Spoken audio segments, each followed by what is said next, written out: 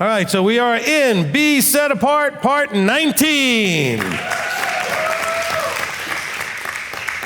think we're also in the Good News, part 4, or something like that, okay? So as we're dealing with this part of the armor. All right, so we're in Be Set Apart, part 19. If you're new, you're out of luck. No, I'm kidding. Okay, so you're coming into this missing 18 parts, but really, you'll go back, you'll listen to them, hopefully, if you're inspired. We're looking at this idea that it's not even an idea, it's a mandate that we have from above, where Yahweh says, be set apart, for I am set apart. And so this is something that is a mandate we have as people choosing to be his children. And so to be set apart is to be consecrated, declared sacred, dedicated, or set apart for the service or worship of Yahweh. To set apart is to separate something for a special purpose and to distinguish it as different in a way that is open and discernible. So that's the context of the teaching. We've gone through, obviously 18 teachings. We've gone through a lot of verses. We are now looking at, through the Ephesians 6 armor of Elohim, how that plays into being set apart. Because if you're going to be set apart, you're not always going to be facing wonderfully happy and friendly people. You might need some armor. Because this journey in itself is a journey, but it's also a battle. Okay, there's plenty that we have to deal with and confront. And so, so Shaul gives us in Ephesians 6 the imagery of the armor of Elohim. And so we were looking at, in verse 15 of chapter 6, it says, and having fitted your feet with the preparation of the good news of peace. And we were looking at the good news. Now, up to this point, okay, this good news of peace, I do remember giving you the Hebrew underlying that, which would have been Besarat Hageulah, which means tidings or good news of redemption, reward, or prosperity, prospering. And so this good news, up to this point, we've read what the prophets taught would be coming, so people, that's what they would be looking forward to, right? They're waiting for this good news. Then we showed all through the Gospels how Yeshua was bringing this good news, and the good news was the good news of the kingdom, of the path to redemption, reward, and prosperity. Okay, to prosper.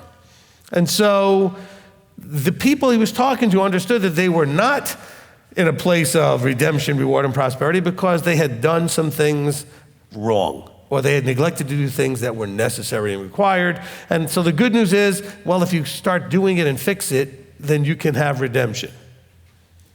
Also, we're going to now be looking into, as we go forward from Messiah to the book of Acts and look at the apostles' understanding, we're going to see that now remember, the audience that's being talked to here are Jews. Not in general all the way throughout time, but at the time Yeshua was speaking, he's speaking to a Jewish audience. And for the most part, so are the apostles in the book of Acts. Okay, when you see crowds coming around, they're speaking to a Jewish community. And the people that are upset with them are the leadership of the Jewish community for sharing the message they're sharing, which they would not care at all if they were sharing it to Gentiles, but they're mad because they're sharing it to these Jews, and it may affect them to believe and go in that direction. And so the good news that they were looking forward to was also associated with the coming of a Mashiach, a Messiah. So part of that good news message is that Yeshua is that Messiah they've been waiting for. And that through him and his teachings and all that he is, remember, he's not just the Messiah, he's the Word, he's the law, he's the truth, he's the way, he's life, he's light, he's all these things. And so through that, we find redemption. And we find a path that leads to reward and prosperity. So, up to this point, we've looked at two categories, right? We looked at the people that were talking about, this is coming, you need to look forward to it coming. Then we have Yeshua saying, it's here, it's beginning, all referring to the gospel or the good news of the kingdom, of the reign, of the authority of Elohim. If you would come and bring that authority into your life, then you can have redemption and prosperity and reward. You can't have that outside of the kingdom. And then we're going to look at this, the apostles. And the apostles are going to say exactly the same thing sometimes. Sometimes they're going to focus on one of the two pieces of that. They may focus on that Yeshua is Messiah. In other words, the Messiah you've been waiting for is here. That is not the good news message. That is a part of it. The message has two pieces to it. The Messiah has come, and the path to restoration has been shown. And the restoration is not just through believing in a being coming, but in all that he represents and all that he expects out of you, which is like when he says, if you love me, keep my commandments. And so we're going to look now in the book of Acts and see how this plays out. I'm going to end up probably reading way more verses than are necessary to get to the one verse that has sort of the point, but it gives us the context of what was happening at that time. And if you've listened to any of the teachings I've done, you know how I feel about context, okay? I think you will lose most of what's intended in Scripture without context. With the context, you can actually have a chance to glean correctly what he's been trying to tell us through his message, through his book. All right, through his word. So let's start in Acts chapter 5, and we're going to look at verse 16, okay? Now, eventually, we're going to get all the way to verse 42, which is, believe it or not, the verse that has the mention of the good news. But I want to get the context here. So in verse, 16, a large number also gathered from the surrounding cities of Jerusalem, bringing sick ones and those who were troubled by unclean spirits, and they were all healed. So what did we see in the last part, and maybe the one before that, that as Yeshua was doing this bringing of this good news message, he also did what? He healed people. So we see, and we're supposed to connect that they were healing, they were also bringing a message. Sometimes we see the message and may not mention the healing, but we can understand that probably these things are both happening. I think we should feel very confident that both things were happening, okay? Verse 17, but the high priest rose up and all those with him, which is the sect of the Sadducees, and they were filled with jealousy and seized the emissaries and put them in a public jail. Okay, so they were jealous because the high priest and the Sadducees could care less what the Gentiles thought of anything. Let's just be honest. They didn't care. But they wanted their power and influence over the Jewish community. And now the Jewish community was starting to listen to these guys, and they were not having it. They were jealous. Verse 19, a messenger of Yahweh opened the prison doors at night and brought them out and said, go and stand in the holy place, a set-apart place, and speak to the people all the words of this life. All the words that bring life, all the words that are life. Now, when they heard, they went into the set-apart place early in the morning and were teaching. So, at this point, it doesn't say what they're teaching. I believe they're teaching the good news. In other words, hello, if you do what you're supposed to do, you'll be where you're supposed to be. Get your life right, vertically aligned correctly in the covenantal understanding. Okay, because just because you were born Jewish isn't helping you at the moment if you're not doing anything. Or if you're just doing anything, you're not doing what you're supposed to do, okay? Okay, so they went in there, and it says, now when they heard, they went into the set-apart place early in the morning and were teaching. But the high priest and those with him came and called the council together with all the elders of the children of Israel and sent to the prison for them to be brought. But having come, the officers did not find them in the prison, and they went back and reported it, saying, we found the prison shut in all safety and the watches standing outside before the doors, but having opened them, we found no one inside. Okay, so the high priest and those with him came. So while they're doing all this, they decided for whatever reason they wanted to go and speak to those they put in prison, and they go there to only find that they're not there. Okay? And as the high priest and the captain of the set-apart place and the chief priests heard these words, they were puzzled and wondered what this might be. But one came and reported to them, saying, look, the men whom you put in the prison are standing in the set-apart place and teaching the people. So because in verse 25, we know they're now being informed of this, we know in verse 21, they didn't go looking for them knowing that they were speaking in the holy place. They just decided for whatever reason they were going to go. We don't know why they went to see them. Because we never get to find that out. They just went there and they weren't there. Now, verse 26, then the captain went with the officers and brought them not with force, for they feared the people, lest they should be stoned. And having brought them, they set them before the council and the high priest and asked, saying, did we not strictly command you not to teach in this authority? And look, you have filled Jerusalem with your teaching and intend to bring the blood of this man upon us. Okay, so they're teaching. I'm sure they're teaching about Yeshua. They're witnessing to what they saw and experienced, right? They're giving their testimony. But they're also teaching what Yeshua was teaching, which is the kingdom is coming. the good news about the kingdom and how you can be a part in it. What they're trying to do is connect the two together. Because remember, this people, and still today the Jews are waiting for this, are waiting for Mashiach. They're waiting for Messiah. What they're trying to tell them here is he's been here. He did his part of what he needed to do as Messiah ben Yosef. He'll be returning as Messiah ben David. And then he'll be that ruling king.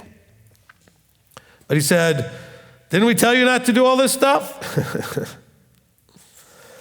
And so he said, did we not strictly command you not to teach in this name? So this is, again, one of those verses that helps to make my case for the word name being about authority, not about the actual name. It wasn't that they were teaching, and it would have been fine if they just didn't say in Yeshua's name. It's the fact that they were teaching with the authority that Yeshua gave them. They were saying that what they were teaching was based on and backed by his authority. Because people will ask themselves, by what authority? They asked Yeshua this, right? By what authority do you say all these things? And so this is a consistent, okay, you know what? We don't do this today like maybe we should, to whatever degree. But when somebody walked around doing something in some sort of carrying themselves like they had authority, people would often ask, where did you get the authority? Where does your authority come from? Who authorized you to do this? In other words, who do you represent? Are you representing yourself, or do you represent somebody else? And of course, they all said, we represent Yeshua. And so it's about that authority. Now, we have tons and tons and tons of people out there that are teaching everywhere, and I don't know that most people ever bother to ask, well, by what authority do you do these things? Now, of course, if you hear in what they do, if you have that discernment and you prayerfully consider it, you should hear the authority that's there. Is it Yeshua, Yahweh backed because of the level of authority? Is it, if it's an Ephesians 4:11 person, a fivefold person, you'll hear the authority. You'll recognize that authority. And that person may tell you who their teacher was if they had one. So all of you are thinking, well, then who is your teacher? Well, I didn't have one. And you might say, oh, well, that sort of, isn't that kind of hypocritical and everything else? Well, not really. If you actually have been doing this for more than 5 minutes, you'd realize how hard it would be for me to find one that's actually qualified. There's no lack of teachers. There's a terrible lack of ones that are qualified and actually know what they're talking about and aren't tainted with all kinds of whatever they came from. So no, he showed me this stuff. And of course, anybody can claim that, right? Lots of people do. See, that's where the burden falls on you. You have to decide, just like these people, they didn't know Yeshua from anybody. They might have heard about this teacher, got killed and everything else. They're listening to these guys and they're going to have to decide, do these guys have authority? And we have the verse that we read last time where it said that when Yeshua spoke, they said, by what authority? Because they recognized there was authority there. There's other verses that we didn't read that you're familiar with where it says, he was different. He speaks like someone who has authority, like real authority, not just thinking he has authority. We got lots of people who sound very full of themselves, authoritative on YouTube and everywhere else, but do they have real authority? Is it backed from above? And it's not something you can claim. Yeshua never claimed it. It's something you have to see. That's your part. See, I know you come from a place where you were told that everything would be done for you, but you do have a part to ask, to seek, to knock, and one of the things you should be seeking is an Ephesians 4:11 fivefold teacher. Because that person's there for the equipping of the saints, as it says, for the equipping of the brethren, so that they can come into the fullness and completeness of the measure of Messiah. Those people exist. There may be a visible generational mentorship like Yeshua to the apostles to whoever their next disciple would be, etc., where you can look at a lineage, but there may not be. We've had some pretty good-sized gaps in the last 2,000 years where there wasn't a whole lot of good teaching going on at all in any kind of big way. There was always somebody teaching somewhere in some small way. Of course, now with the internet, we can do things in really huge ways, like we never could do before. I mean, it's very powerful. And so here we're back in verse 28. He said, didn't we strictly command you not to teach in this authority, in this name? And look, you have filled Jerusalem with your teaching. So in other words, word is spreading. And intend to bring the blood of this man upon us. Well, in sharing what happened, of course, the fingers do point at those that had him arrested. It said, and Kepha and the other emissaries answering said, we have to obey Elohim rather than men. Now they're claiming a certain level of authority. They're saying, look, you told us not to do this, but we weren't called to do this by a man. That's the difference here. You are men, and you told me not to do this. Elohim, who's not a man, told me to do this. I think it's an easy choice. Okay? Now, this is something that I want you to hear and be very careful with. Because some of you will have a problem in the vertical because of this verse. Well, I've got to obey Elohim and not men. Then you'll never end up submitting under a vertical authority under men. You'll always think that Yahweh's going to deal with you directly and that you're going to be this one-man thing. So many people are suffering from this. Elohim told you, if you're going to listen, to find men to listen to. Elohim told you, I'm going to speak to you through men. Elohim told you that there's a vertical structure with these Ephesians 4:11 guys. Elohim gives you all that information. Now, if you don't listen to that information, you're really not listening to Elohim. See, I'm not making this stuff up. When I read you what he said, then it's Elohim saying it, not me. And so that's where you can get messed up, because I have people saying, oh, well, I don't listen to man, I only listen to Elohim. Yeah, well, Elohim tells you that he teaches and works through men. Not all men, chosen men, anointed to do a specific job. So don't use this verse to get yourself in trouble. You do have a job. Find those men. Don't listen to everybody. Yes, Elohim wants you not to listen to everybody. He wants you to find those who are put in place to speak on his behalf. There's always been that. Go all the way through your scriptures from Genesis to Revelation. He's always worked through men. Even when he spoke to Israel at Mount Sinai, he still was working through Moses. He's always worked through human beings. Not an abundance of them, a handful of them, 1 or 2 or 3 at a time sometimes. And that's what you need to be looking for. That's your role. That's your job. He says, the Elohim of our fathers, verse 30, raised up Yeshua, whom you laid hands on, hanging him on a timber. Him, a prince and a savior, Elohim has exalted to his right hand to give repentance to Israel and forgiveness of sins. And we are his witnesses to these matters, and so also is the set-apart Spirit, whom Elohim has given to those who obey him. See, even though they are talking about the good news of what Yeshua experienced and did and was resurrected, they're saying all of this goes back to these things we receive because we obey him.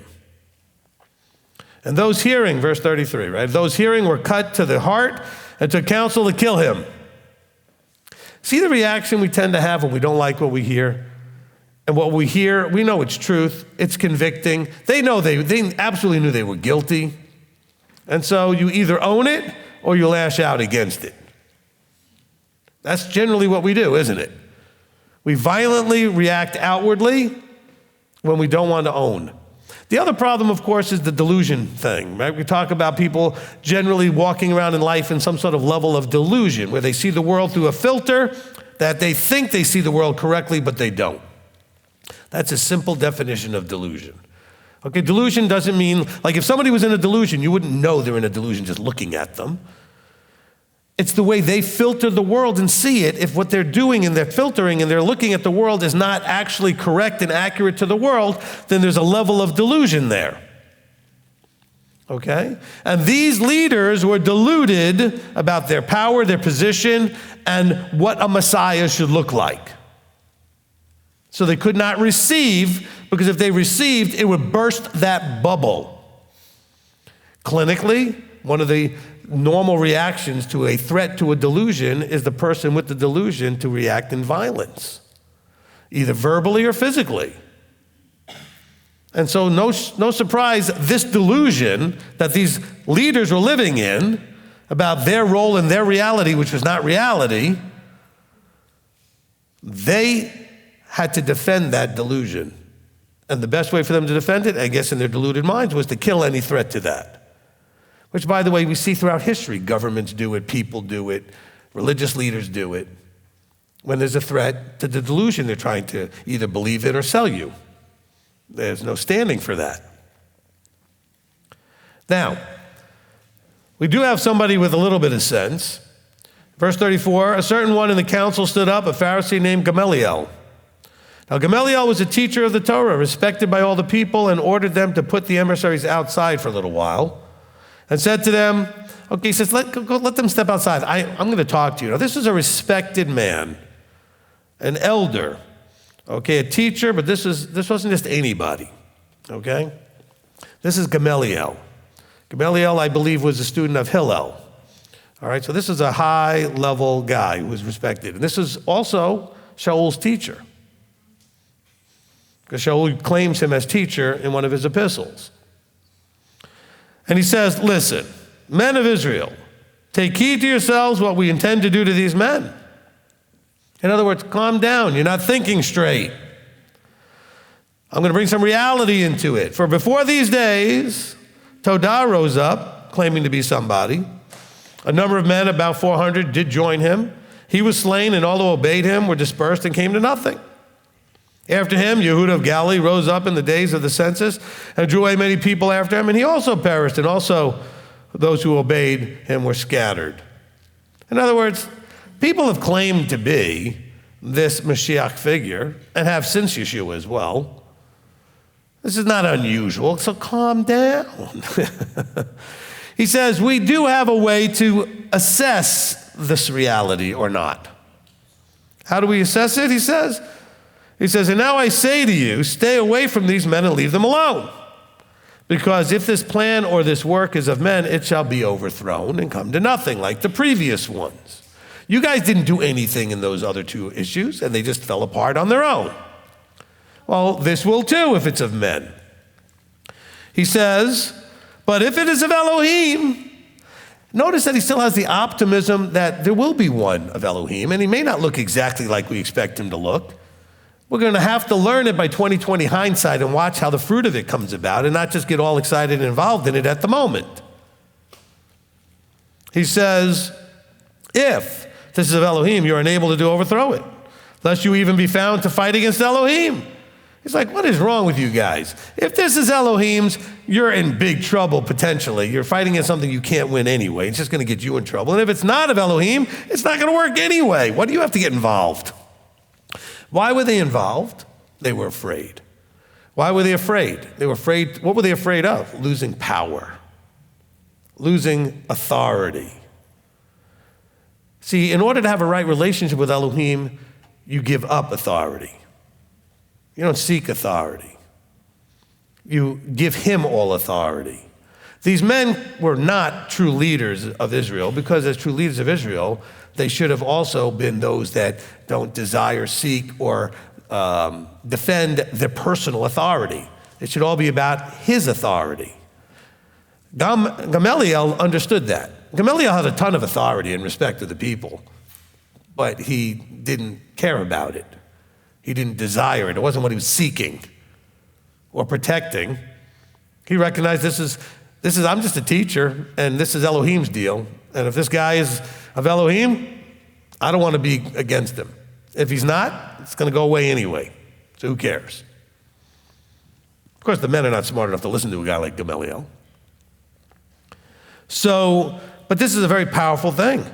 If you're dealing with something, let's say you're dealing with an anointed appointed. We've had lots of people not really deal with me as an anointed appointed, if they believed it or not. It's funny because they all believed that I was before they believed that I wasn't. And that's why they moved here and other things.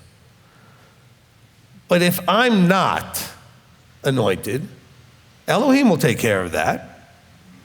But if you're watching the building and the fruit that's going on, then you should have an idea if Elohim is behind this.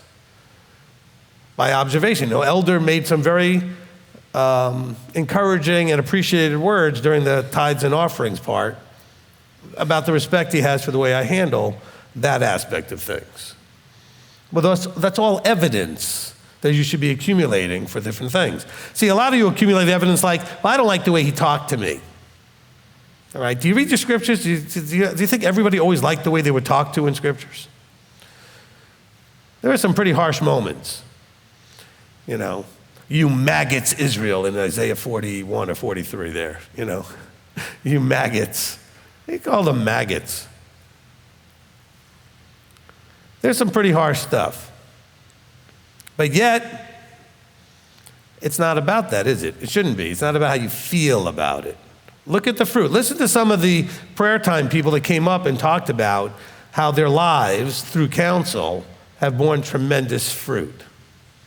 And some of the counsel was me telling them, no, I'm not going to give you the help that you want in that form. Okay? But I want to tell you something. The person that came up and gave that during the prayer time, when they came to me, we made a budget, and they had no idea how upside down they were. They had no idea how much bleeding their finances had. And you know what they did? They owned it and fixed it. Okay? I didn't fix it. I helped them understand it and helped encourage them what they could do. And then they did the work. But the inspiration on how to handle them came from above through me to them. You either see that or you don't. I mean, this is the big struggle. Look, struggling with who people are and where they belong in your life is still right here in this chapter. Okay, that struggle is always there. People didn't just embrace Jeremiah and Isaiah when they showed up. Okay, people didn't just embrace Yeshua necessarily when he showed up. Some did, some didn't. It's the way it is with all of these guys. A lot of people didn't like Moses very much. Others had tremendous respect for him. And so just understand that you individually have to figure this stuff out. Don't be influenced by everybody else, because listen, look what happened when they spied the land out, and the spies came back with the evil report, and then, you know, some of the people were influenced by that, instead of making their own decisions through their own understandings. They'd already seen what Moses had been used to do. They'd already seen how Abba had used him to do different things. Why would they not listen to these guys? Listen to their negative emotional outbursts. All right? They were having their fear just overwhelm them. Of course, Joshua and Caleb didn't have that problem. They had overcome their fear because they knew who was in charge. And if that one who's in charge says, you need to move to Cleveland, then you need to move to Cleveland. If that one in charge says, this is the anointed you need to listen to, then you need to listen to that person. Not because I say it. I said if he said it to you. Now, by the way, he didn't say, and if you do that, life's going to be wonderful and perfect, and you're never going to have an irritation moment. He's going to see whether or not you're willing to cling and cleave and hold on to all of that, because you may not want to. And then you may not like what you receive because of the form of it, because you're in the moment too much to see what fruit might come of it later. He gives us all this stuff written in a book so that we can look back and have the 20/20 hindsight to see how things did work. But also, as we watch, we can see that the people in that moment couldn't have seen it. But we see the people that are successful in that moment trust it. The people that are successful in that moment believe in who is in charge. That Elohim is in charge. Yahweh is in charge. He's fully sovereign. And so therefore there is no concern. Gamaliel understood that. Now, he didn't necessarily believe that Yeshua was Messiah. He quite frankly could care less.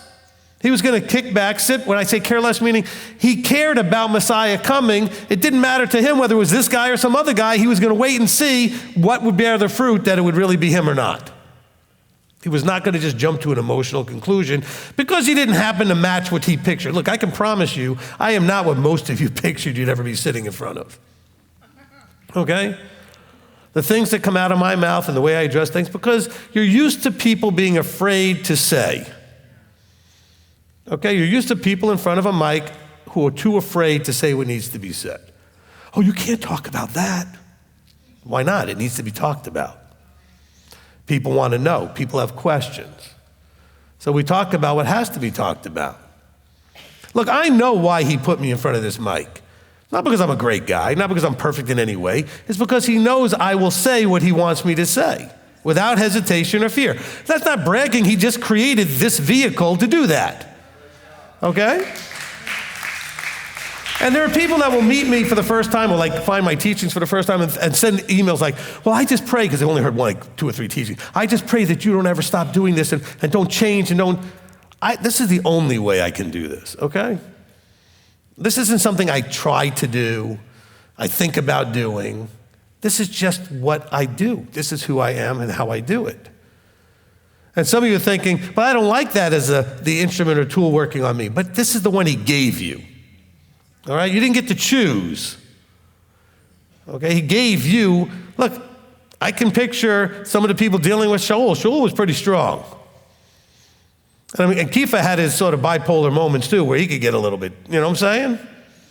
But he was the one that whoever group they were working with, that was the one they were given. I don't mean that in any disrespect. We see Kepha go through all that. And Shaul, you know, look at the rant he has in Galatians. He's mad at everybody. He really is. And he's not letting, he calls them senseless or stupid, really. Whatever, some translations are nicer. He basically calls them stupid. He said, you stupid Galatians, what's wrong with you? Oh, man. And you guys are all like worried about me. If Paul was here, you'd want to trade back to me, I promise you. Okay? Just personality-wise. I don't know, I'm just making that up. But I'm just saying is you guys sort of have this idea in your head that everything else would be more ideal than what you have. But you have, if you have emunah, you have what you're supposed to have. All right? And you gotta believe that or not. Now, you don't have what you're supposed to have just because this was your local church and you showed up. You picked this because you sought this. Not me, but you sought this. You sought the place that Yahweh was gathering people together with an Ephesians 4 teacher, prophet, whatever, speaking with authority, and that's what you were looking for. It happened to come in this form, okay? For better or worse, like it or not, this is the form it's in, okay? Now, some of you like that, some of you don't, but that's the way it's always been. Some people like the way Yeshua said things, other people didn't. They stopped walking with him. Some people like Paul, some people like, Peter, some people like, it doesn't matter, even Paul said, look, some of you like Barnabas better than you like me. He says, that's stupid. What's the difference? We're all trying to do the same work here. Oh, I'm of Apollos, and I'm of Barnabas, and I'm of this. Stop that. That's not what this is about. This is about you transforming into him. Okay? And let's remember that we have an imagery of the potter and the clay. And in order to get all the junk out of the clay is pounded first. Okay? They don't take the clay and just kind of mold it. No, they slam it on the table. Like literally, they take it, they slam it on the table. They pound on it, pick it up, fold it up again, slam it on the table. It is not gentle. And Yahweh uses that imagery of being the master potter. And you guys are clay. And some of you are wondering, why am I getting beat on so hard? Because you got stuff that needs to be beat out of you. Okay? Because it won't come out otherwise, because you're too, attached to some of that stuff. And so you're so reluctant to let it go. It literally has to get beat out of you. And of course, you could always choose to let it go, and then you skip the beating. That would be the easier path, is just to choose to let it go. Okay? So the more you're getting beat on, the more you must ask the question, what is it I'm refusing to let go? Where am I being stubborn? Because when you're compliant, right, when you get that dough, the clay soft enough, it's compliant. It can be molded into whatever the potter wants to mold it into. Now, some pieces of clay, I've worked with clay. Some pieces of clay, they soften up real quick. Other pieces, you got to, pound them up pretty good. What kind of clay are you? Maybe you have me in front of you because you needed to get a pounding a little bit. Whatever that looks like to you. So here we back to Acts chapter 5. All right, verse 40, and they heeded his advice, and having called for the emissaries, beating them, they commanded them that they should not speak in the name of Yeshua and let them go. So they heeded the advice and then beat them and told them not to. So they really didn't heed the advice. You know. Then indeed they went rejoicing from the presence of the council, so they were all excited about getting beat on and yelled at, because they were counted worthy to suffer shame for his authority. Okay? Do you count it worthy to suffer shame? Some of you really have a hard time when family members give you grief, especially this time of year. And they try to shame you and guilt you because you were raised doing that stuff and now you're not doing it. You have a hard time with that. Why don't you count it a rejoicing situation and count it worthy to suffer on account of his authority? See, you're too focused on that you're suffering. Instead of asking the question, why am I suffering? I'm suffering for righteousness' sake. Oh, what does Scripture say about suffering for righteousness' sake? A lot of really good things. And so you just don't want to suffer, though. And so we do a lot of very foolish things to avoid suffering. And that's where we get in a lot of trouble. We compromise to avoid suffering. We'll do things we absolutely know we shouldn't do to avoid suffering. But that's just short-term stuff. Not getting to live forever should be the suffering you want to be having in your mind. I don't want to end up with the suffering of the weeping and gnashing of teeth, realizing I'm not getting in. Okay? Because that's what the weeping and gnashing of teeth is. It's not the people who are repenting at that moment. It never says they're repenting. They're just suffering, realizing they don't get in. That their choices earned them. Look, it's just like the thief on the cross who says, I deserve to be here. Okay? Now, I'm sure he wasn't happy about it. I'm sure he was weeping and gnashing teeth when they're putting nails through him and whatever else they were doing. But he said, but I know I deserve to be here. I earned this. The people weeping and gnashing of teeth are the people they're upset that they didn't get away with it. They're not upset about all the rest of it. They're thinking, no, this can't be happening because I was convinced I could do whatever I want and still get in. I believe Messiah is Messiah. Why can't I just get in? Because you didn't do the walk. You didn't do what you had to do. You didn't change from you to him. You didn't learn to be under authority.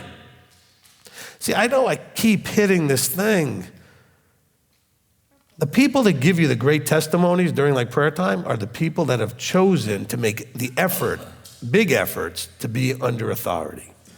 And then wonderful things start happening in their lives.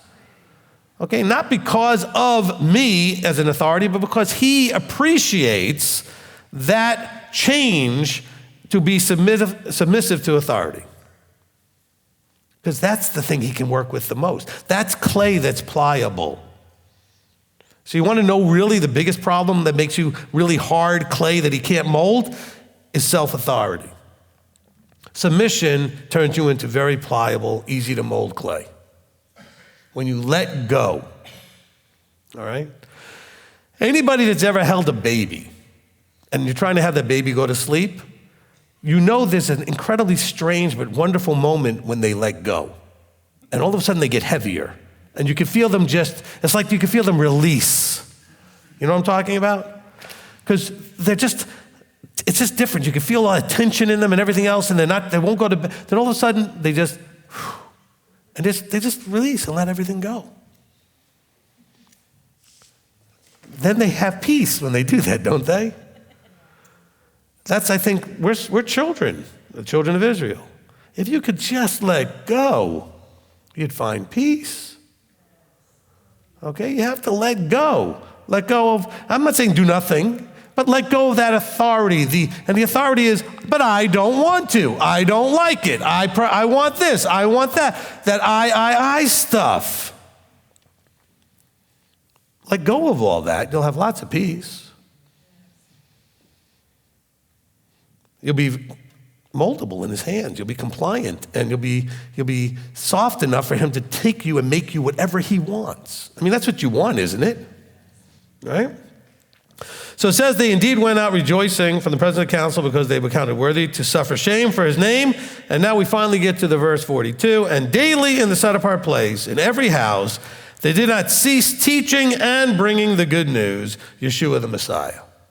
Okay? So they were teaching and bringing the good news. Now again, their part of this is focusing on, at this time, helping people to understand that this is and was Messiah. The Messiah came in the flesh. He was the one that was killed. He was resurrected. He's sitting at the right hand. And so the good news message is being connected very heavily here to Yeshua as Messiah. We're going to see further in Acts that that's not always the case. Okay, it gets worded a little bit more clearly. Let's go to Acts chapter, we're going to read some single verses here. Acts chapter 8, okay? And in verse 4. Then those who had been scattered went everywhere bringing good news, the word. Oh, so now layer upon layer, line upon line. So here they're bringing the good news, and it's referring to the Word, which gives you a much more full understanding of Yeshua, because they're also preaching Yeshua, who is the Word made flesh. So now we see that the gospel or good news is a little bit bigger than just the Messiah as the Messiah, just that the Messiah came. It's the fullness of Messiah, the walking, talking, living Torah, the light, the truth, the way, life, everything, the Word. Let's go down to verse 12. Let's stay in chapter 8 here. And when they believed Philip as he brought the good news about the reign of Elohim and the name of Yeshua Messiah, they are bringing the good news of the reign of Elohim. It's not mentioned in every verse when it mentions the good news, but the part about Yeshua being resurrected is a part of the redemption, reward, prosperity message. Let's face it, Abba put us here because he wanted us to prosper. He put it in you to want to prosper, and he shows you how that can happen. This isn't a prosperity gospel, but it is a gospel about what actually brings true prosperity. And it comes through getting a right relationship vertically. It doesn't come from just giving $1,000 seed or whatever nonsense, okay? Or making an altar call or some other thing, or just believing that Yeshua is Messiah. It comes out of relationship vertically. And that relationship is the one he desires, and the one he desires is a relationship of obedience. He wants you to show that you love him, and his love language is submission and obedience. In other words, his love language is that you trust him. Okay? The thing that makes Abba feel the best is knowing his children trust him. That's his biggest love language, as far as I can see in here. And when they don't trust him, he's disappointed. And he does whatever he can to show them that he's trustworthy. And he doesn't understand why you won't trust him. But sometimes you just won't. All right, so verse 25. Now, let's go down now to verse 25. Then after they had earnestly witnessed and spoken the word of Yahweh, they returned to Jerusalem, bringing the good news in many villages of the Shomerites. So now they're bringing the word of Yahweh, the good news, to many villages. So now we're going to the Samaritans, and they're trying to now share, there's good news. And this good news is not just for the Jews, it's for everybody. And so that message is a combination of all that Yahweh has ever said up to this point, including the life, death, resurrection, etc. of Messiah. And what he's still doing in his role as high priest in the heavenlies. Let's drop down now to verse 27. And he rose and went and saw a man of Cush, a eunuch of great authority under Kandake, the sovereigness of the Cushites, who was in charge of all her treasury and had come to Jerusalem to worship, and was returning, and sitting in his chariot, he was reading from the prophet Yeshayahu, Isaiah. And the Spirit said to Philip, go near and join him in that chariot. So now when it says the Spirit said to Philip, now he may have heard a voice, he may have just felt the compulsion, all right? Felt led to do. I know what that feels like. I felt very strong leadings many times and never heard a voice, but I absolutely felt like I knew he was saying, go do this or go do that, okay? So it doesn't have to be that you read in here that there was a voice here. Okay, now, so he feels like he needs to go near to and join this man in the chariot. And running up, Philip heard him reading the prophet Isaiah and said, "Do you know what you're reading?"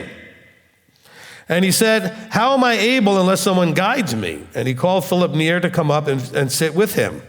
And the passage of scripture which he was reading was this: he was led as a sheep to slaughter, and like a lamb silent before its shearer, so he opened not his mouth. In his humiliation he was deprived of right ruling, and who shall declare his generation? Because his life was taken from the earth.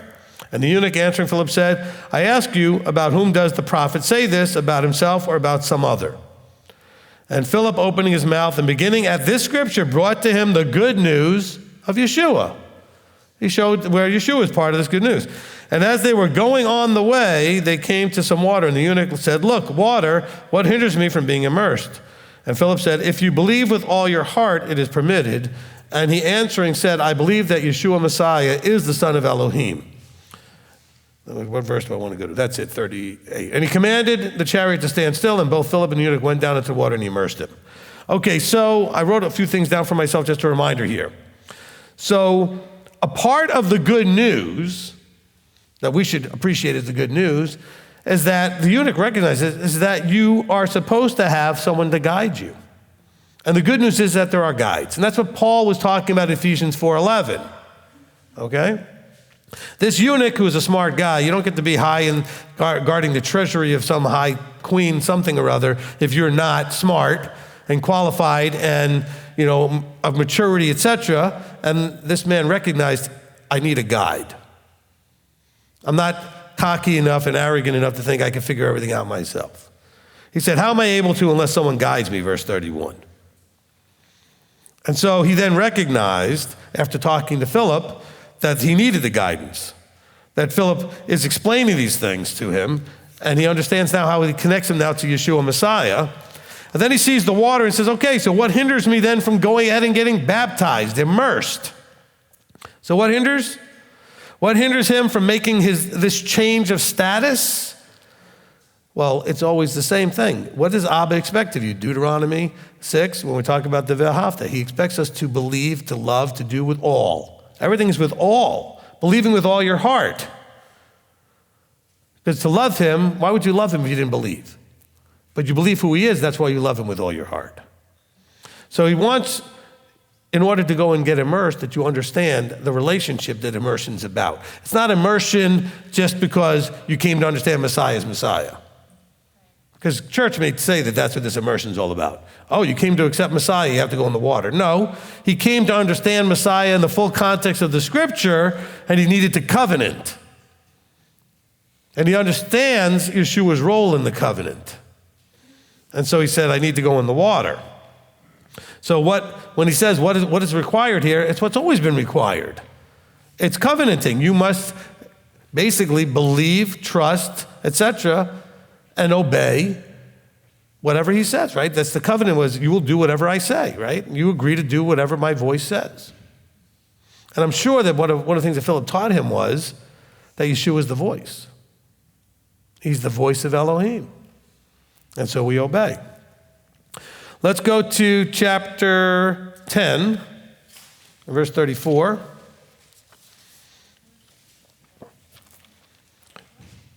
Man, am I going to get through this? I'm going to try. Because then we'll finish the whole thing with the good news today. Let's see if we can get through this. All right, Acts chapter 10, verse 34. And opening his mouth, Cephas said, truly I see that Elohim shows no partiality, but in every nation he who fears him and works righteousness is accepted by him. He sent word to the children of Israel, bringing the good news, peace through Messiah Yeshua. He is the master of all. So look at the connection that he's making here. As he's now, this is Acts chapter 10, and he's realizing that he can go to the Gentiles, etc. And so this whole deal, so there's no partiality. Every nation, this is the good news. This is probably the core of the good news, that he who fears him and works righteousness is accepted. That is the core message of the good news. And then you add to it the role Yeshua played so that your efforts to do this actually will benefit with eternal life. See, that's the part that he's connecting. He says, in every nation, he who fears him and works righteousness. What does works righteousness mean? It's Torah observant. Because the definition of righteousness is doing what's right, and Yahweh just defines what's right with the Torah. He says this person is accepted by him. And so he sent word to the children of Israel bringing the good news, peace through Messiah Yeshua, which is also peace through the word, through the light, through the Torah. He is master of all. You know what word came to be throughout all Yehuda, beginning from Galilee after the immersion, which Yochanan proclaimed. How Elohim did anoint Yeshua of Nazareth with set-apart spirit and power, who went about doing good and healing all who were oppressed by the devil, for Elohim was with him. And we are witnesses of all he did, both in the country of the Yehudim and in Yerushalayim, whom they even killed by hanging him on a timber. Elohim raised up this one on the third day and let him be seen, not to all the people, but to witnesses, those having been chosen before by Elohim, to us who ate and drank with him after he arose from the dead. And he commanded us to proclaim to the people and to witness that it is he who was appointed by Elohim to be judge of the living and the dead. To this one, all the prophets bear witness that through his authority, everyone believing in him does receive forgiveness of sins. See, forgiveness of sins comes from stopping what the sin was. What's the sin? Not believing in his authority, not doing what he said. So when you believe in his authority and do what he said, your sins are forgiven. He said, while Kepha was still speaking these words, the set-apart spirit fell upon all those hearing the word, and those of the circumcision who believed were astonished, as many as came with Kepha, because of the gift of the set-apart spirit had been poured out on the Gentiles also. For they were hearing them speaking with tongues and extolling Elohim. Then Kepha answered, is anyone able to forbid water, that these should not be immersed, who have received the set-apart spirit, even also as we? So he's trying to make a case for the Gentiles then to be immersed as well, and he said, and he commanded them to be immersed in the name of Yeshua. Now, let's just have a quick 3 seconds on the speaking in tongues thing that happened.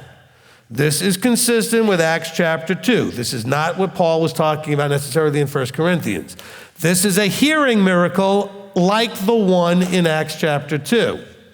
He said, they, like us, when we first came into this, they received the Spirit and were hearing people speaking in their language, even though the person was speaking one language. It'd be like me speaking and your main language is Spanish and you're hearing Spanish. It'd be like me speaking and your main language was French and you're hearing French. It'd be like me, you understand what I'm saying? I'm just speaking. This was what was happening in Acts 2. The apostles were speaking. Kepha was giving this tremendous speech, and everybody was hearing in their own language. Because they say, well, aren't these all Galileans? How come I'm hearing it in my language? Nobody was saying, I don't understand a word these guys are saying. Okay? Now, there were people that accused the hearers of being drunk, by the way. Not the speakers, the hearers. These guys are drunk. These guys are speaking Galilean. I can hear them speaking Galilean. What do you mean they're speaking in your language? What are you, drunk? So this is why people think that people should look like they're drunk when they're speaking in tongues and nonsense like that. It's not what's happening in Acts chapter 2. It's not what's happening here in Acts chapter 10 either.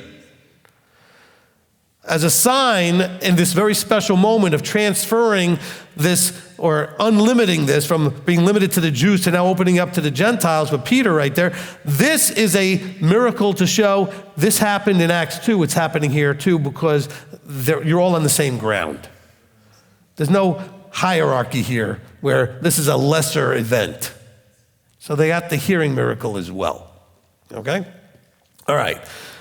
We're trying to blast through this. Let's go to chapter 14. Okay, Acts 14. See if I can go through this quickly too.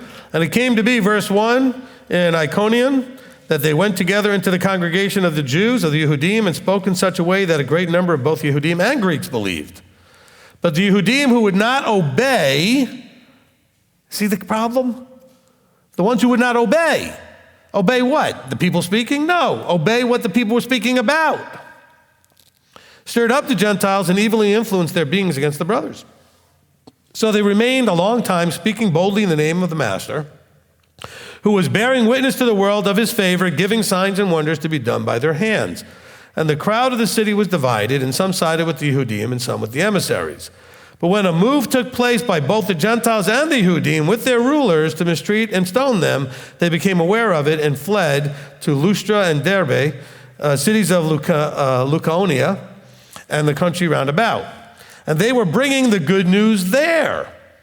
And in Lystra, there was sitting a certain man disabled in his feet, a crippled from his mother's womb, who had never walked. This one heard Shaul speaking, who looking intently at him and seeing that he had belief to be healed, said with a loud voice, "Stand upright on your feet."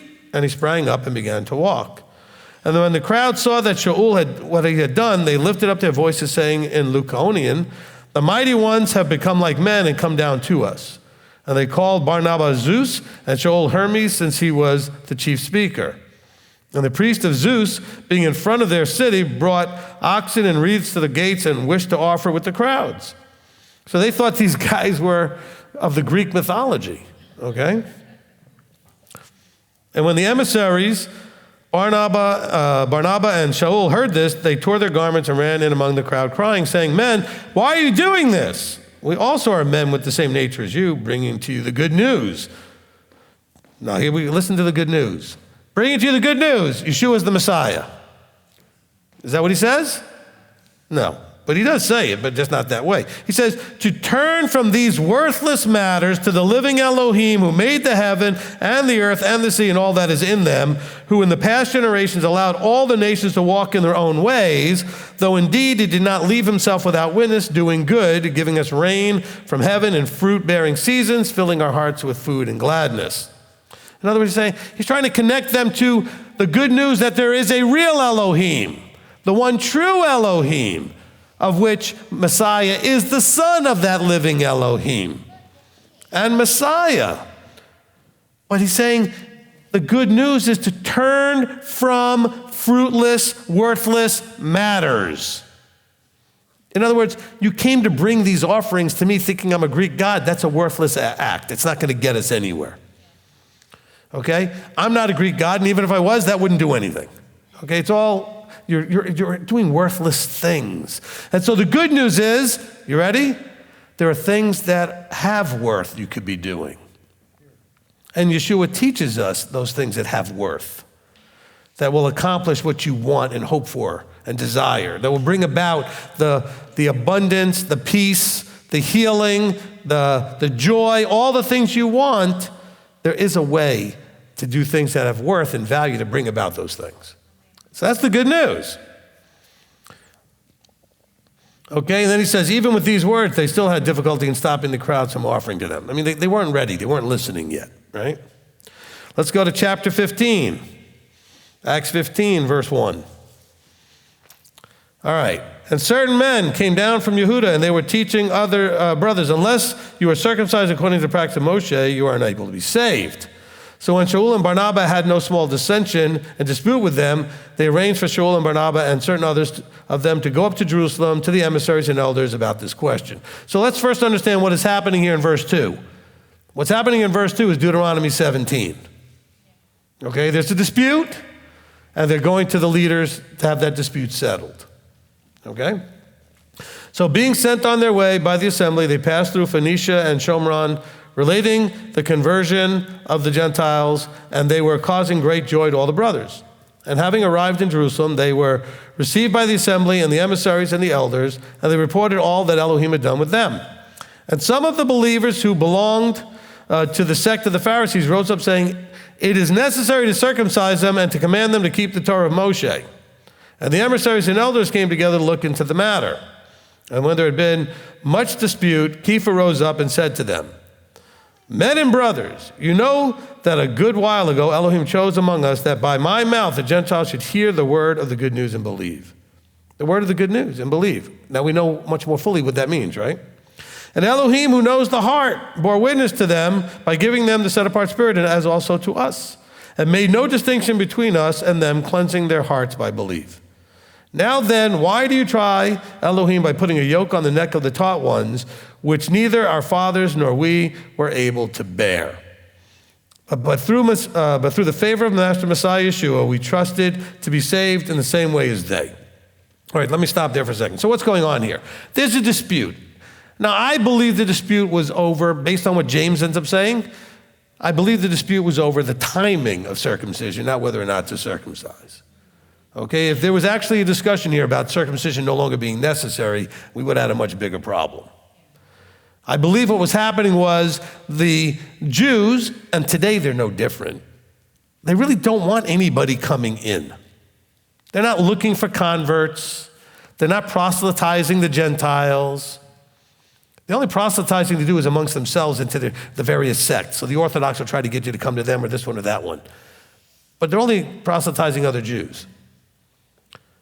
And so this sect, the Pharisees, who we know is not loving everything Yeshua is doing, and now these are his disciples doing, they're like, do you understand in that society back then, the Jew-Gentile thing was a major problem?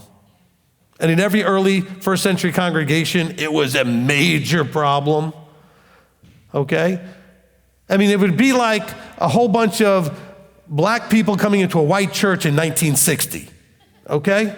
I'm serious, I want to give you that imagery, okay? The disrespect, the hate, just picture that back then. Or vice versa, white people come to a black church. I mean, it would not have been comfortable when Gentiles come into a synagogue. And they really didn't like each other necessarily. And the Jews are very clingy to their, this is mine, you can't have it. We're special, you're not. Okay?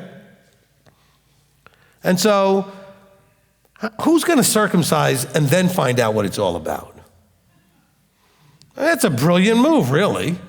Well, if they really want to be a part of us, tell them they got to circumcise, then they can come check out what's going on. All these looky-loos who want to check us out, well, tell them they got to get circumcised first. Well, that's going to keep everybody out, isn't it? You want to cut what? I don't even know what you're doing. I'm just curious. I mean, I see a lot of hoopla about whatever's going on here. Let me come and check it out. Well, you can check it out, but you got to get circumcised first. No. Not that interested, I'm curious. Okay? And so, this is what's going on at this point. And so, the emissaries and elders came together to look into the matter. And so then Kepha's kind of going through this little thing about how, look, but we are to open it to the Gentiles. So that's how you also know that the issue was people really trying to figure out how to keep the Gentiles out. And Peter's saying, no. I was given a vision. I was given the green light to go to the Gentiles. I was there when they received, just like we received. There is no partiality here. Okay? So we continue here. He says, so now then, why do you try Elohim by putting a yoke on the neck of the taught ones, which neither our fathers nor we were able to bear? So by taught ones here, I know I answered this the other day. I'm going to change it a little bit here. Let's just call them those who want to be students. Why are you putting a burden on someone who wants to be a student that even we couldn't have borne that? You know, we have to do what before we can even learn? You could have done that? Not knowing, what this is all about? Well, you could say, well, they didn't know what it was about at Mount Sinai, but they knew who it was about. These Gentiles didn't know anything about Yahweh. They knew lots of other gods and all kinds of other things. Everybody had a god. So at least at Sinai, they knew who they were dealing with, who they were covenanting with. And the whole point was, if you know who you're dealing with, you would trust me and do whatever I tell you to do. Okay? And the Gentiles we're supposed to trust who? We don't know who you're talking about. We want to learn more so we can see what that's all about. Oh, well, you got to circumcise first. I'll pass. Okay? And that was working probably, and that's why it was causing strife, because Shaul and Peter and the rest of them, they're trying to bring this to the Gentiles. And then there are these that are here that are trying to turn it around and say, no, we don't want them in. This is a big problem. This is where you end up with mainstream Christianity eventually, is the anti-Semitism in the early Gentile believers finding ways to try to split so that you should not Judaize. We don't want to have anything to do with that side. There was this hatred. I mean, we talk about racism today. There was a hatred between these groups that led to Jews being brought into arenas and fed to lions, okay? And so and even believers have done that because the Gentiles hated ones because they thought they were like Jews. Don't think that it was because they were Christian. It's because they were thought of as Jews, that they were thrown into lions' dens and into arenas and ripped apart. Oh, no, they were thrown in because they believed in Messiah. No, they were thrown in because they were looked at as Jews. Because remember, the believing sect at the beginning was a form of Judaism. It wasn't something new and separate, okay? You had Pharisees, Sadducees, and we call these Nazarenes or whatever you want to call them. These who were believing in Messiah, and they were Jewish. But now Gentiles were coming in. And so this is a big problem. And he's talking about this, but it's the good news. The good news is brought to them in verse 7. He said, Elohim chose among us that by my mouth they should hear the good news. In other words, the good news isn't just for us Jews, it's for everybody. That's great news. Yeah, you know. It's for all of us. And so then, verse 12, and all the crowd went silent and were listening to Barnabas and Shaul declaring how many miracles and wonders Elohim did among the Gentiles through them. In other words, he did things that validate that the Gentiles are supposed to be a part of this. And Shimon has declared how Elohim first visited the Gentiles to take out from them a people for his name. And the words of the prophets agree with this. It's been written. After this I shall return and rebuild the booth of David, which has fallen down, and I shall rebuild its ruins, and I shall set it up. That's from Amos 9, verses 11 and 12, by the way. So that the remnant of mankind shall seek Yahweh, even all the Gentiles on whom my authority has been called. My name has been called, says Yahweh, who is doing all this, who has made this known from of old. Therefore I judge that we should not trouble those from among the Gentiles who are turning to Elohim, but that we write to them to abstain from okay, he's going to say, look, this is what they need to do first. That's how I know this was about timing. He said, let's tell them, do this, and you can learn the rest. Abstain from defilement of idols, from whoring, from what's strangled, from blood.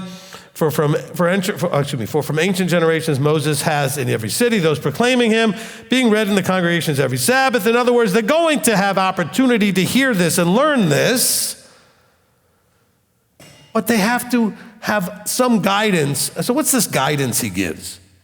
This guidance, by the way, is the 4 things that you would do going into a pagan temple. So he prevented them from going into the pagan temple while they're also learning about the truth. So they're not sitting in both worlds, at least as actively. Because if you went into a pagan temple, you would deal with defilement of idols. There was always a temple prostitute that you would probably whore with, and then they would strangle an animal and you would drink its blood. This is common pagan temple behavior. So without telling them, well, if you want to come hear the truth when Moses spoken in the congregations, you can't go to the pagan temples anymore. Because they would have gotten defensive about that. He said, well, tell them they can't do these 4 things, and then they would realize they can't go to the pagan temples. All right? Now, then it seemed good to the emissaries and elders with all the assembly to send the chosen men from among them to Antioch and with Shaul and Barnabas, Yehuda being called Barsabba and Sila, leading men among the brothers, having written by their hand this, the emissaries and elders and brothers, to the brothers who are of the Gentiles in Antioch and Syria and Cilicia, greetings. Since we have heard that some who have went out from us have troubled you with words, unsettling your lives, to whom we have given no command, it seems good to us, having become of one mind, to send chosen men to you with our beloved Barnabas and Shaul, men who have given up their lives for the name, for the authority of our Master Yeshua Messiah. We have therefore sent Yehuda and Sila, who are also confirming this by word of mouth. For it seemed good to the set-apart spirit and to us to lay upon you no greater burden than these necessities. So we're going to research those. If you keep yourselves from these, you shall be doing well. Be strong. Now, of course, the assumption was that they would avoid these 4 things and still go hear Moses preached, and then be convicted to do the rest, like circumcision. Okay? And having read it, they rejoiced over its encouragement, and Yehuda and Sila, being themselves also prophets, encouraged the brothers with many words and strengthened them. And having spent some time, they were sent back in peace, and the brothers from the brothers to the emissaries. But it seemed good to Sila to remain. And Shaul and Barnabas continued in Antioch, teaching and bringing with many others also the good news, the word of Yahweh. So we've heard the good news, Yeshua Messiah, the good news, the word, the good news of the rain. The good news, the word of Yahweh. So now we're connecting it almost as a holistic way. The word, Yeshua, made flesh, is the Torah, living Torah, walking, talking, sitting at the right hand, the word of Yahweh, the voice of Yahweh. So we have that there. It says, and after some days, Shaul said to Barnabas, let us now go back and visit our brothers in every city where we are proclaimed the word of Yahweh and see how they are. So you see how the good news, you could just go to that one verse and say, well, see the good news of Messiah. Well, that one verse said that. But this is the apostles doing their thing, and their thing includes their witness of Yeshua and the good news that Yeshua taught. Because Yeshua was not witnessing to himself. As a matter of fact, he says always, if a man witnesses to himself, what value is that? He says he witnessed the good news, which is the path to the kingdom, and they witnessed the good news and Yeshua's role and connection to the path to the kingdom. Okay, so it was a combined double single message. Like there's two elements to this one message. It's still one message though. All right, I've gone a little bit longer here, but I still have time. We're going to finish because I have one more thing to read. And it's in Revelation, so we're going to go there and we're going to finish the whole good news thing. And by the way, for all of you, that is good news. So that we are going to be done with this part, okay, about being set apart. So then we'll go into the shield of belief next. All right, Revelation chapter 14. Some of you getting excited, rabbis in Revelation. Okay, Revelation 14 and verse 6. And I saw another messenger flying in the mid-heaven, holding the everlasting good news to announce to those dwelling on the earth. The everlasting good news. This is in Revelation now. Even to every nation and tribe and tongue and people, saying with a loud voice, fear Elohim and give him esteem, because the hour of his judgment has come. And worship him who made the heaven and the earth and sea and fountains of water. That's the good news. We're now in Revelation.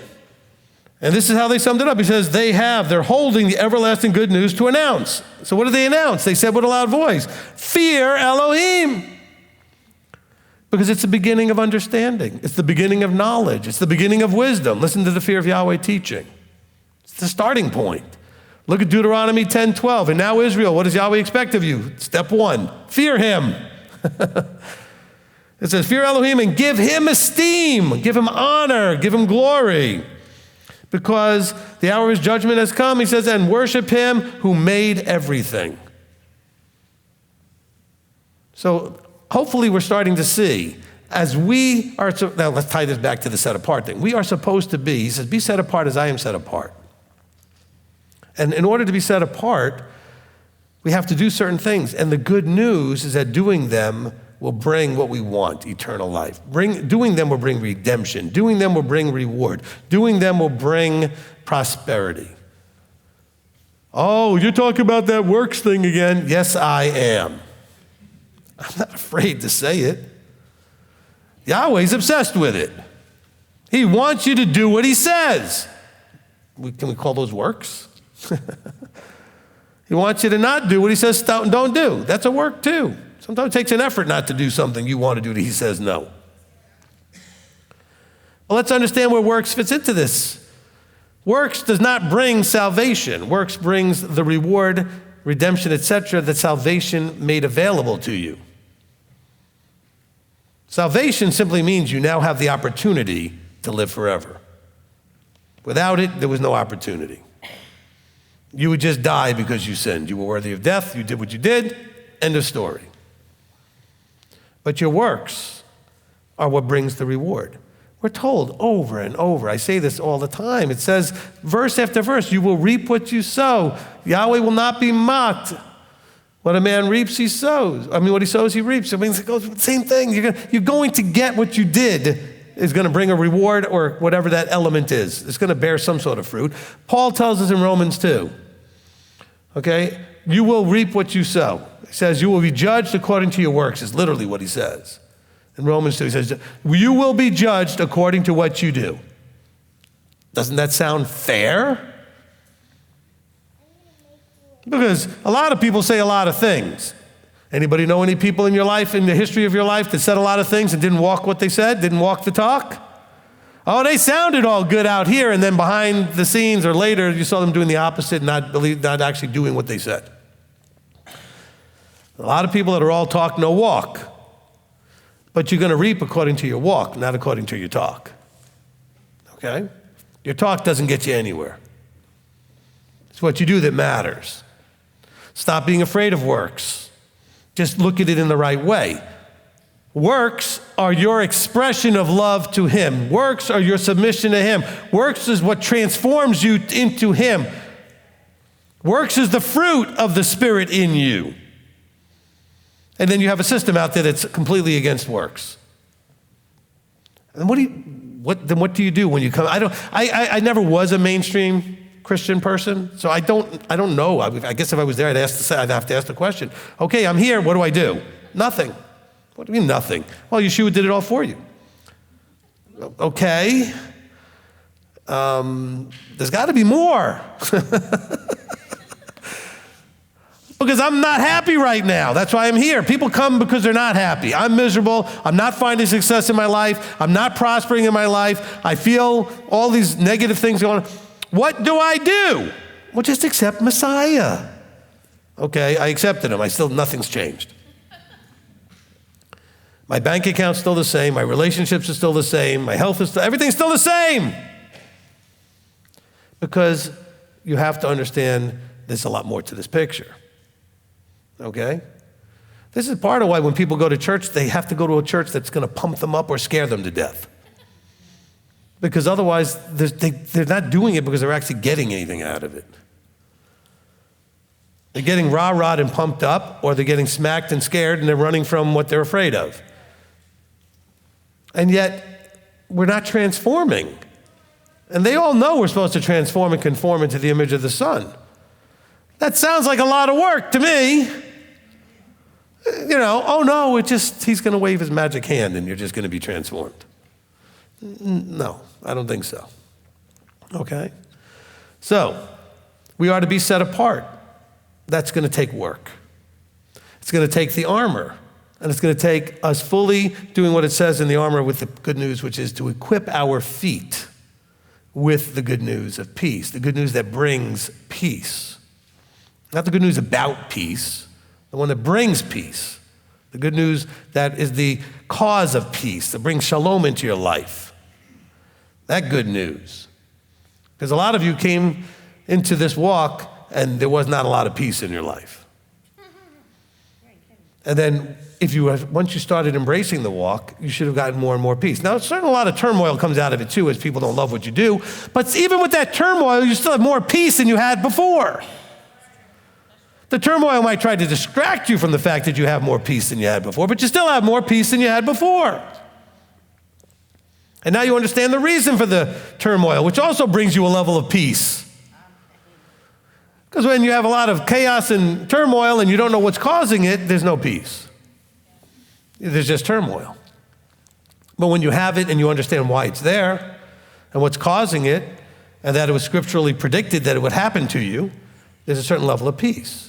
Like when the emissary said that we count it a rejoicing moment to have been beaten on for the sake of Messiah.